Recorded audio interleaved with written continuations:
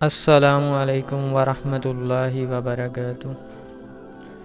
اللہ عز و جل کا یہ فرمان ہے کہ ہم نے بلا شبہ آپ صلی اللہ علیہ وآلہ وسلم کی طرف وحی کا نزول اسی طرح کیا ہے جس طرح نوح علیہ السلام اور ان کے بعد آنے والے تمام نبیوں کی طرف کیا تھا۔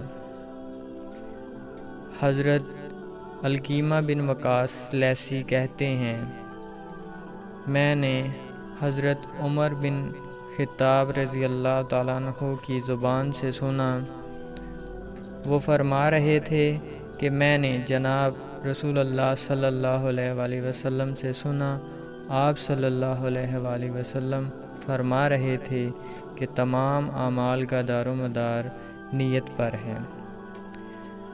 ہر عمل کا نتیجہ ہر انسان کو اس کی نیت کے مطابق ہی ملے گا۔